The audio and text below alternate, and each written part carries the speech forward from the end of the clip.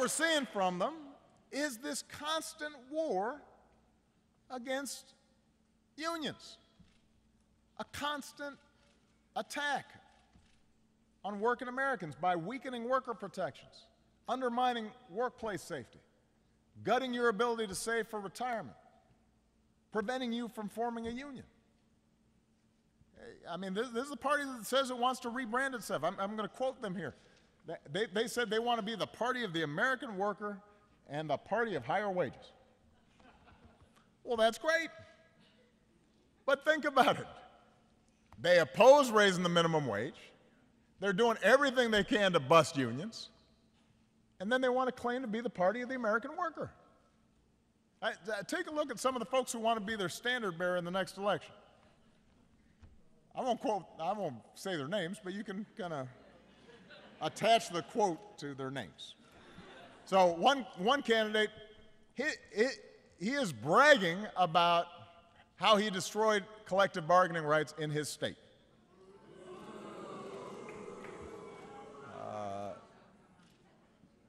And says that busting unions prepares him to fight ISIL. I didn't make that up. That's what he said. Really? A whole bunch of them are hoping to make right to work the law of the land. They think that's the answer to economic prosperity. You had one who blamed unions for the women's pay gap. Think about that. So if there were no unions, then suddenly women are all going to be paid equal? These are the same folks who fought against equal pay legislation in Congress.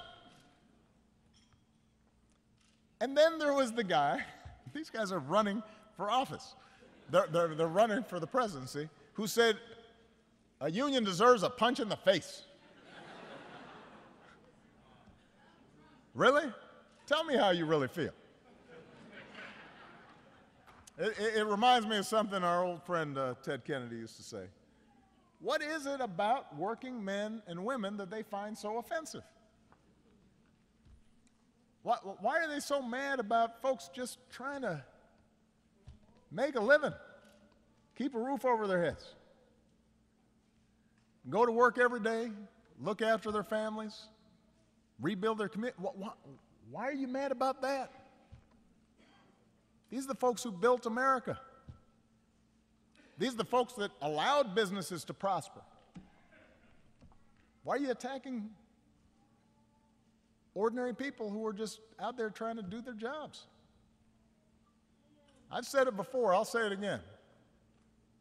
If I were looking for a good job that lets me build some security for my family, I'd join a union.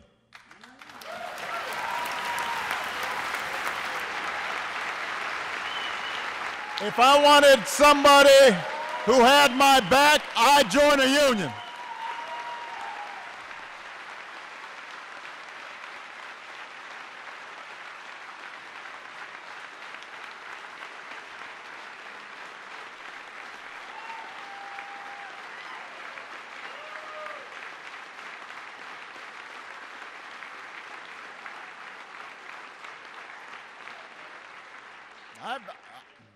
I travel a lot. I've been to countries that don't have unions, that prohibit unions. That's where you've got still child labor. That's where you have terrible exploitation and workers are constantly being injured and hurt and there are no protections. And that's true for everybody because there's no union movement. Even Brady's happy he's got a union. They had his back. So you know, if Brady needs a union, we definitely need unions.